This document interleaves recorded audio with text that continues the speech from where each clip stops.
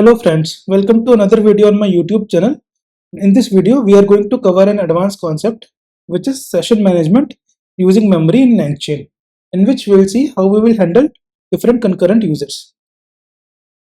So let's start. Let's start with the revision of a class that we have already seen in my previous video, which is database chat history. So if you will go through my previous video of external memories, you will see I have implemented this class to implement an external memory using an SQLite database. So I will be just going through the code in this video again so that I can just show you how to handle concurrent session using an external memory. So first let's see the coding implementation of this class. In this we have an init method which initializes the DB path which we have set to conversation/DB name, and then a session ID, a list of messages, and two functions which is init database and load from database. Init database creates all the necessary tables that are required inside a database if they are not present, which is a sessions table and a messages table. Sessions table contains a session ID and created at field, and messages table contains an ID which is same session ID and then a role content created at and a foreign key. The foreign key is our session ID and ID is a new ID for this primary key for this table, and role and content are basically the role is user or AI, a content is the message that is going to AI by user, or the response coming from LLM model is coming here. So then we have few methods which is load from database, save to database, add messages, clear, add user message, and add AI message. As we are using the base chat history message class for this implementation, we have to override few methods like add messages, add user message, add AI message, a message property, clear, as we have seen in all our previous videos. Save to database method is used to insert the data in the tables that we have created during the init. So this is a simple class. We are doing not much here. We are just executing different queries and different methods. And for each method, as you can see, we are creating an SQLite connection. And after the work of this method is done, we are closing that connection. So in the load from database class, we are connecting to the DB. We are executing our command. Then we are loading all the messages from the database. We are mapping them to user or AI role, and then closing the connection. Same in save to database method. We are opening the connection, we are executing our query, then we are committing it and closing the connection. So let's see few issues that we can face with this implementation of class while we are using it for handling concurrent users. So let's come to the first problem, which is every message creates a brand new SQLite connection. So as you can see here in this class, in every method we are creating a new connection for each call to the connection and closing it, right? So that could happen that it can create a lock in database, and it will avoid some calls to go to the database. For example, we are opening the connection, we are doing our execution of the query, we are committing and we are closing it in save to database method, right? So for a single conversation turn, for example, let's say we are adding two messages, one let's say a user message and an AI message, then two separate connections are being created using these two calls to the database. So with multiple users, this may return an error that database is locked because of multiple writes on the same session. So this could be a problem here. Then well mode is not enabled here. Since we are using a SQLite database, which is a rather simple database, which we generally use for demo purposes, in this val mode, which is write ahead logging mode, is not enabled by default. So in production, you will not be using this type of database. You will be using maybe PostgreSQL, Oracle, or other highly available databases.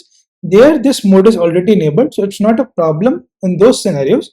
But for this demo purpose, as this SQLite 3 is a simple database, here by default the val mode is not enabled, which is write ahead logging mode. So concurrent reads and concurrent writes may block each other in this database. Then there is no connection timeout as well. So as you can see, while connecting to the DB, we are not providing a timeout like that. So in case something happened and it's not able to connect to the DB, it will keep on waiting until if there is default timeout setup in the already present code, then it will timeout then. Otherwise, it will just keep on waiting. So we have to provide a connection timeout here as well. Then there is a resource leak risk. For example, connections were manually opened and closed. So we were doing this like an SQLite 3.connect, connecting the to connect with the database, then closing it. So in case if any exception occurs during this in between these two tasks, between the connect and close, let's say we got connected to the database, then maybe from LLM or maybe while doing some task any exception occurred, then this close will not happen, right? In that case, connection will remain open.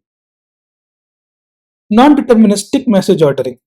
So in this implementation, if I go back to the table structure, here we have an ID, we have a session ID, role, connect, created at, and a foreign key, right? So while loading from the database, we are doing an order by created at. So we are loading the messenger in the form of in the ascending order of when they are created in the DB to define our order. So we are assuming that matches that was sent into the DB before will come on the top. So let's go back to the problem. So we are using created at date to define the order. But as you can see, if multiple messages are coming at the same time for different sessions or same session, they will all have same created date, right? At least to the seconds.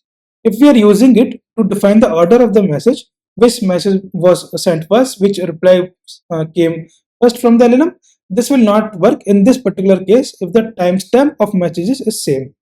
So the fix here is use a primary key, auto increment primary key, which will automatically increment when the messages are being inserted into the table, and use that to define the order of the messaging. Then there is no batch insert support. So we are adding a single message each time. There is no functionality to add multiple messages at the same time. There is no batch update. Then there is no reload capability.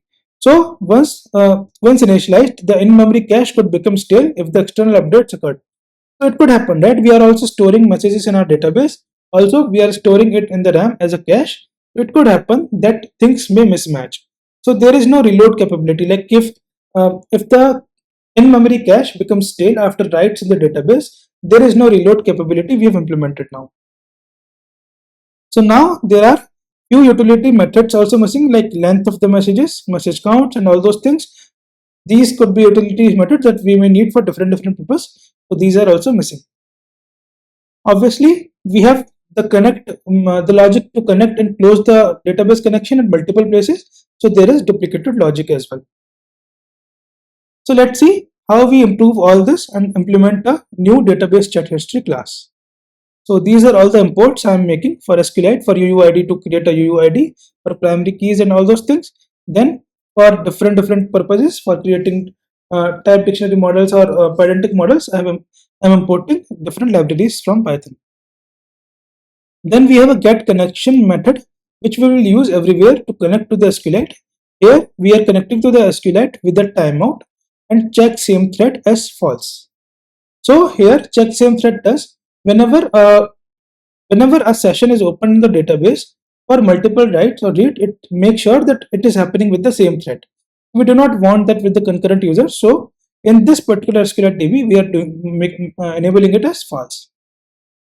Then we have wall mode enabled. So this will enable the write ahead logging, where the writes will happen temporarily on a separate file. Then it will go to the database to so that it will not block other reads or writes happening in the DB. Then we have the database chat history class again with a different implementation. So now we have the same. This is the same thing. We have a DB path, we have a session ID, we have a list of messages, and we are again doing init database and load from database in the init function. Now init database, here we are using the get connection method that we have defined above. So here if I just execute this block, and let me execute this block as well. Here we are using this method instead of duplicating this whole logic again and again. In every method, we are using it with get connection as connection. We are creating the tables if they do not exist. So now we are creating a session table with session ID and created at, and then the messages table with similar attributes: session ID, role, content, and created. Then insert or ignore into chat session. We are storing something in the chat session table. In the load from database, again we are using that get connection method to get the connection to the DB. Then we are executing this query to get the role and content of all the messages from the DB. Then for that we are defining the role. If the message belongs to user or AI, then we are converting it to human message and AI message, and we are saving it in our self.messages. So we have now batch write enabled. So we have saved batches where a list of messages can be sent, and for each message it will just insert into the DB as well as in our local cache. Then we have all the methods that we need because of the base chat message history class, which is add messages, add user message, add AI message, clear, and there should be one more somewhere. Add user message, add messages, and message property. Yeah, here it is. Okay, then after that we have this reload functionality to reload from the database in case our cache is outdated. Then we have some utility functions as well. This is len and message count. As you can see, whatever we have discussed on the top, the problems with the older implementation, we have removed most of them in this particular implementation. So let's move forward. So we have this class.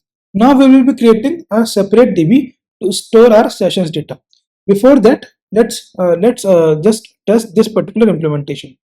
So here I'm just adding a user message, a AI message, and another user message, the hard-coded messages, just to test the implementation.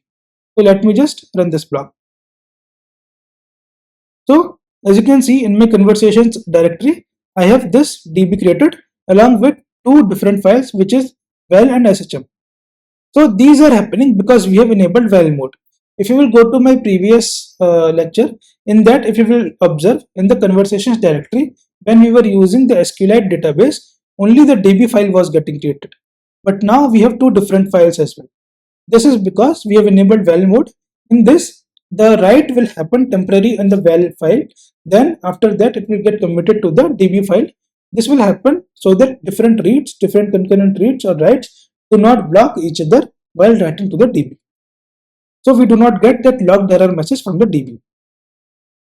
Then this is the restart. For example, if your application quits and it restarts, it will just reload the database and it will load all the messages that are already present in the database. So this is the code to test that. We are doing nothing here. We are just creating another database chat history object, and we are just calling it. In the init, we are already loading the message. Right? If we will go to the class in the init, we are creating the tables. If it is not present, let me go there, and we are loading the messages from the database. Right? So it will automatically call these two. We will load all the content that is already present in the database. We are just verifying that functionality. And as you can see, once I run this, you can see all the messages that we have sent to the DB in this previous implementation, it's present there. So our class is working fine. Now we have some other classes which will be used to handle the session data. So this class database chat history, this just stores the conversations that is happening between a user and the LLM. Now for a particular session, we may have multiple data, right? Multiple session metadata we may need for that user, right? For that, we will create a separate DB and separate table. So here we have a session metadata class which has the structure for the metadata that we will store for a session. For example, session ID, user ID for which user it is, created at, when was this session last active, messages count, total tokens, and if it is currently active or not. So all these we have in the sessions metadata class, and we are initializing it while loading the class. Then we have a method called mark activity, which marks the activity. For example, whenever user makes an activity in the session, like maybe send a prompt to the LLM, we will just mark the last activity as the current date time. Then we have the get idle time second, which tells us how much time the session is idle. So this will be like current time minus the last activity time. So this much amount of time the session was ideal. Then get duration seconds is again how much long the session has been created, which will be clearly by datetime.now minus the created date when the session was initially created. Then we have a representation method which will just return all the session metadata that we want, which will be like session ID, user ID, and the messages count. Then we have production session manager class, which will handle the session activities like storing the session, updating the session, and all those things, for which we have created a product session manager class, in which we have a metadata DB and message DB and session timeout seconds. So by default, I have kept it to 3600 seconds. Then we are storing the part to metadata DB and the message DB. So message DB is basically this memory DB which we are using here, which is chat history DB, and metadata DB is something that we'll create. So before going to the implementation details of this class, if I just show you how to use it, let me go there. So when we'll initialize this class, we will send a metadata DB, which is session data with a session database, and chat history DB, which we are using as a memory DB. We will sending path to both of them, and the session timeout seconds, which is 10 seconds. By default, it was 3600. For this demo, I will just keeping it 10 seconds. So it will just contain the paths to both the DBs. Now let's go back to the top. In production session manager, we have this init method in which we are initializing all the initial properties, which is metadata DB path, message DB path, and the timeout seconds, which we are sending 10 in the below code.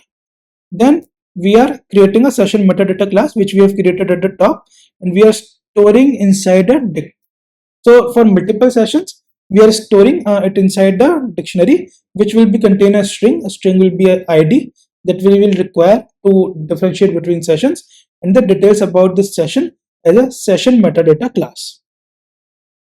Then we are initializing the database. In this, we are initializing the new database, this session database, which is present here, metadata DB, which we are creating here. Here we are again doing the same thing, connection.execute. So we are getting the connection from the same method that we have created above, just with a different path, and we are creating tables if they are not already present, which will be session table, which will have ID, session ID, primary key, then user ID, then created at date, last activity, message count, total tokens, is active, metadata. So basically the same thing that this session metadata class has, all these properties. Then we have a create session method, which will create a new session for the particular user. So here we are creating a new UUID, a session ID, and we are storing it as the session ID in our session metadata, along with the session ID and the user ID. User ID will obviously come in the params because it's the user who is creating this session. Then with the again getting the connection from the method that we have created above, we will be inserting this data into a sessions table that we have created just now. So we are using the insert command of the SQL, and we are storing all that data inside this table and committing it. Then we have a memory database chat history, and we are just printing it as session created and returning the session ID as well as the memory. Now get session. So here we created the session. We will be just returning this session that we have created. So here obviously we will be getting a session ID in the params, and we will be searching for that session ID in our cache that we in our dictionary that we created in the init, right? So if I go back, we are creating this sessions dictionary here, right? So in this dictionary we are searching for that. Let me go back, and we are returning the session. So we are just getting all the data. We are just getting the session data where the session ID is particularly this, and getting the data from the database and creating a session metadata class out from the data we are getting from the database, and we are just returning it along with the database chat memory object that we are creating here.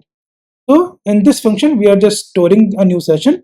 In this function, we are just returning the session for which the session ID is coming in the param with the similar implementation.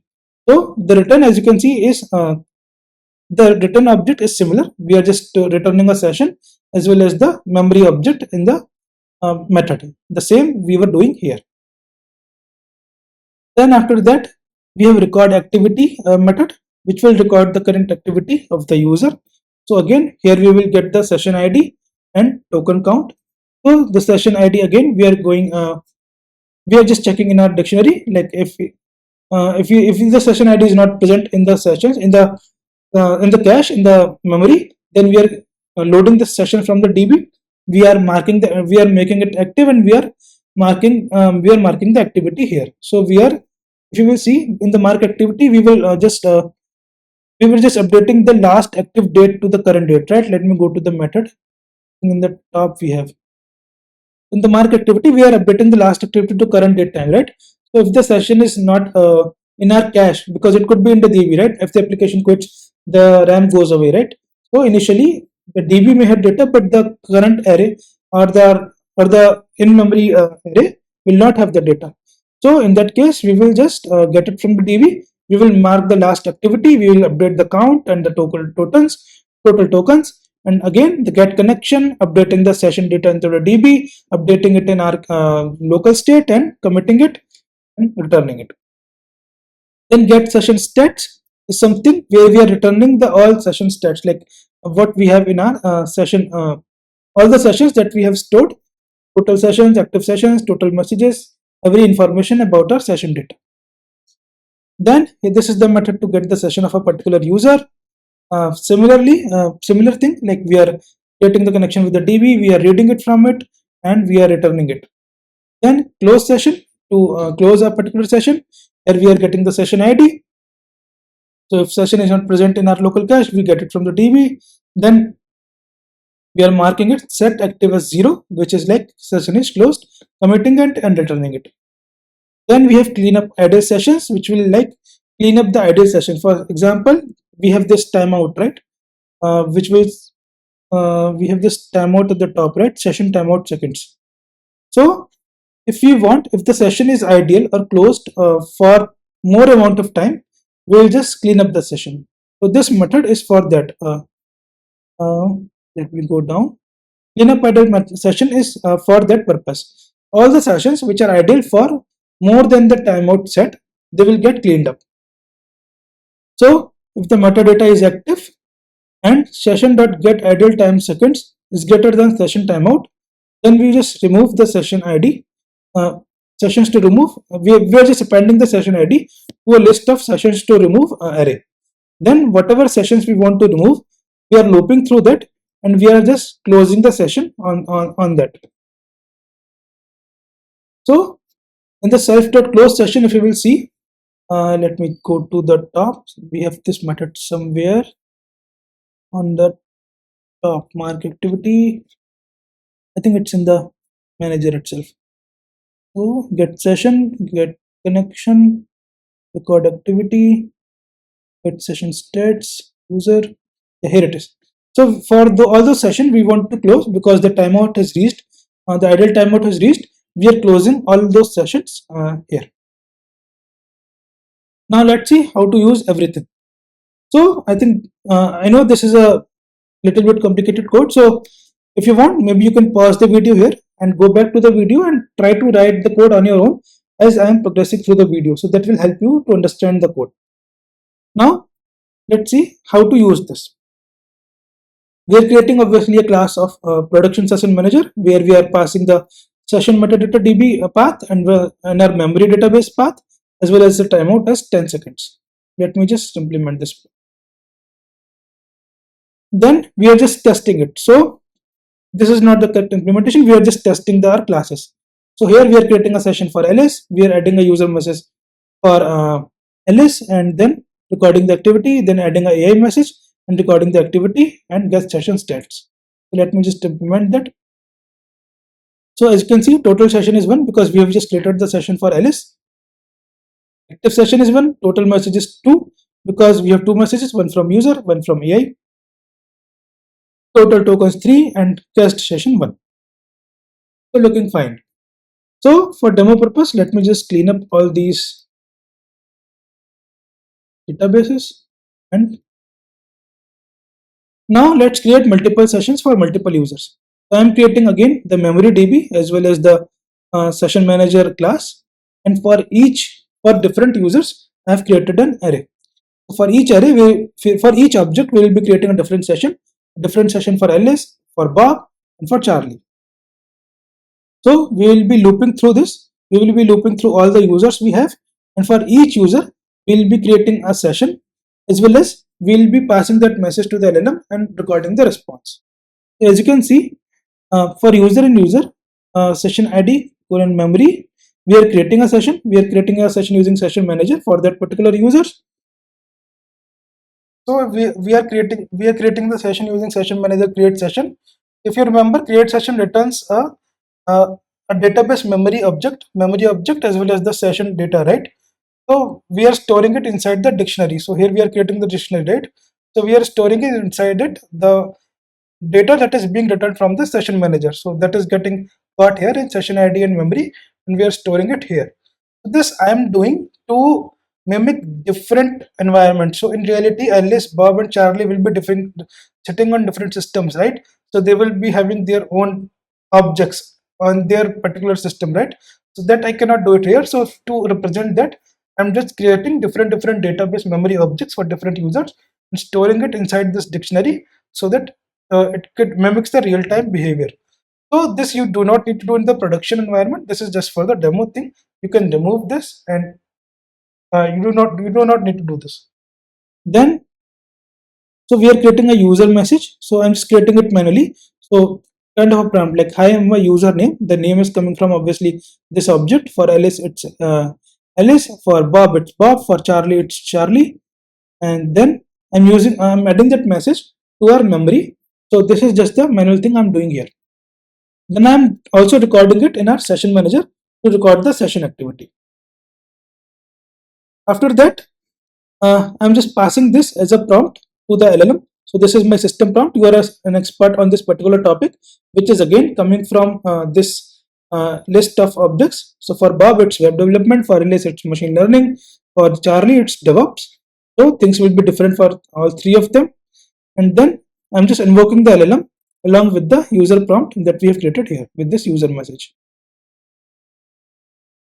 So after invoking the prompt, we have got the AI response. Then again, we are adding this AI message to our memory and in our session database to update our session, the last active update time and everything, tokens and everything. Now let's see if you can see the response of this particular block. You can see it's creating sessions for Alice. So first is Alice. Hi Alice, I'm Alice and I want to learn machine learning. This is the response from LLM. Then this is the session creating for Bob, and this is the response from LLM for web development. Then we have DevOps for Charlie, and this is the response from LLM for Charlie. Now let's continue the conversation. So for Alice, for Bob and Charlie, we are just continuing the conversation. So this is the follow-up questions for each of them. So we are for each user, we are finding the session that we have created in the top block. So here, while initiating the conversation for everyone, we were creating the session here, right, using the session manager create session.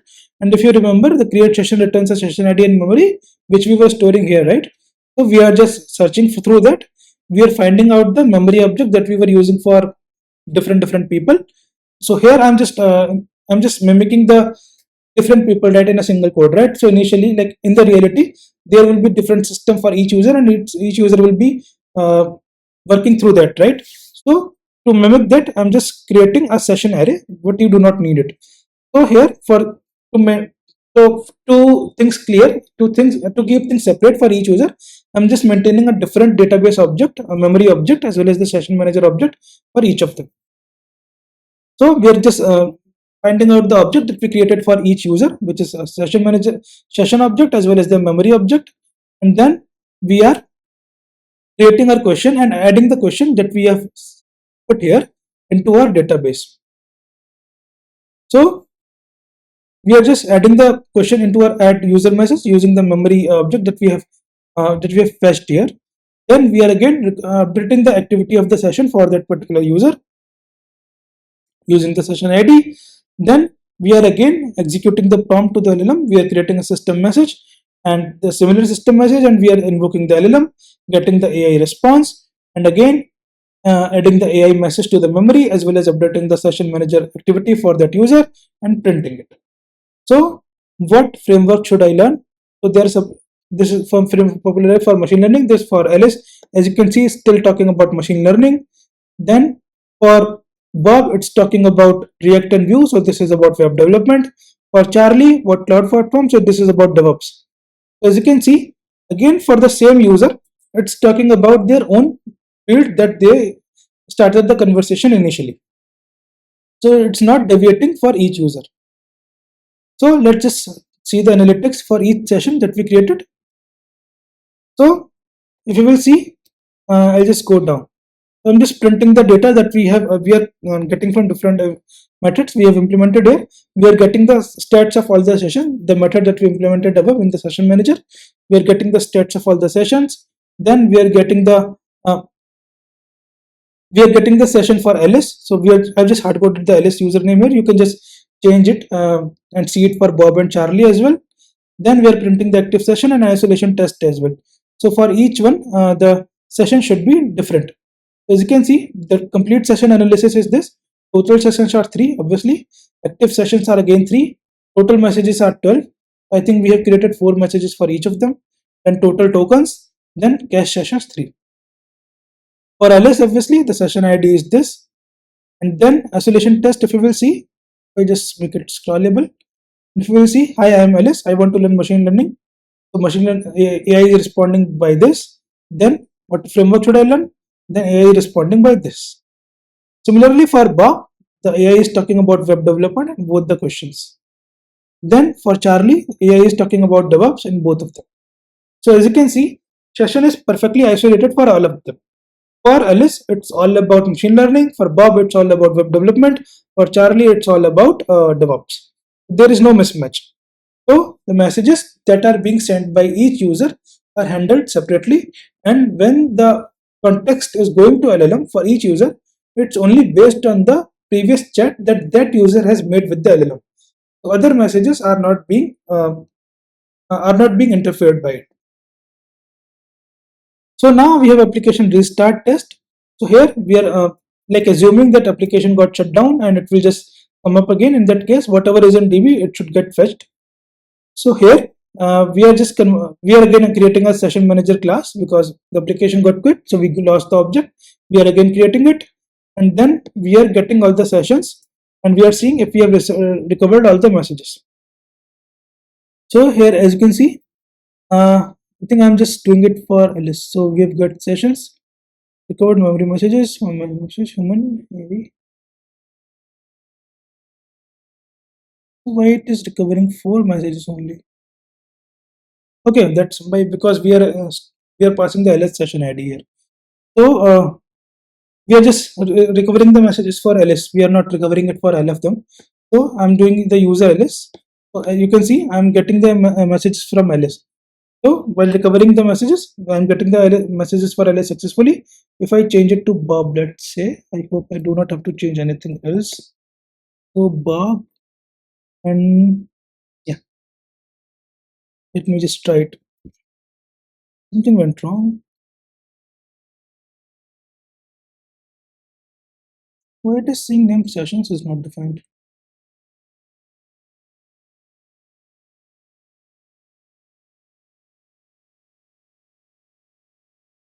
Here we are defining the sessions. Let me try to clear it. I think we did not run it successfully. We do not have metadata. Let me just run it from the beginning. Let's try this. Let me just delete this whole thing. Let's try it from the scratch.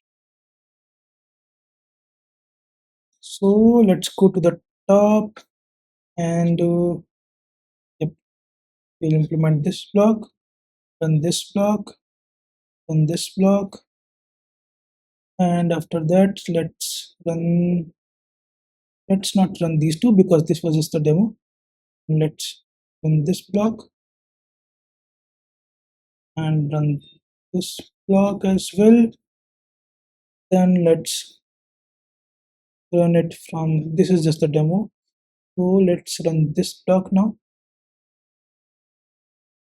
We have all the databases created, and It will take some time. It ran. Now let's run this continue conversation block. It will take some time to get the response from Ellen. Alice is done. Bob is in progress. Bob is done. Charlie is in progress. And Charlie should be done. Now let's run this. Yep, now we have it, right? It's coming now. I think something was missed while implementing this, while running this cells. So now if I run this, yeah, now we are getting it for Bob, right? So we'll see, I'm getting it for Bob. So here it's talking about now web development instead of machine learning. Similarly, if I do it for Charlie, now the messages for Charlie will get recovered. Charlie. Yep, my spelling is correct. For some reason, when I'm changing anything here, it's removing the sessions already that is already created. I have to run the whole thing again. Okay, so let's ignore it. I'm not sure why is it happening. Whenever I'm changing anything in this cell, it's removing the sessions that should be in the memory of this notebook. Something weird is happening. Okay, because we are deleting the sessions. That's why this is the line. I should have removed it, but yeah, let's see. Okay, let's ignore it then. I'm not running it again and again, but you can try it on your own. So you can just remove this line and you can just try it out for different IDs. Then you will see for each ID, it will be recovering the messages for that particular session. You can try it on your own. I'm not doing it again. So let's see the last part. Where is idle session cleanup? I hope the session is there now. So we are just now calling the session manager to clean up the idle session. So here I'm just using a trick. So I'm just waiting for 12 seconds to make the session idles, and then I'm just cleaning up the session. So here, as you know, we have this timeout set as 10 seconds, right? While creating the session manager object, when we were creating the session manager object, we have this timeout as 10 seconds, right? So now here, because here we are deleting the sessions and everything, as you can see, we are just waiting for 12 seconds to make the session idle for the time more than the timeout is required for, and then we are calling the cleanup idle session. So now it will just clean up all the sessions. It will mark all of them as closed, which are idle for more than the time which is set for timeout. So this is all for today's video. In this I have shown you how to handle multiple conversations, multiple sessions for different users. I hope you like it. Please like, share and subscribe, and in the next video we will see how to handle the context management. For example, if the conversation becomes too long, it may go out of the context window of the LLM, right? Then how to handle such parts. So we will discuss few approaches about that, and eventually we will move into then in creating new agents as well as the RAG uh, in the further videos. So please keep learning and have a nice day. Thank you.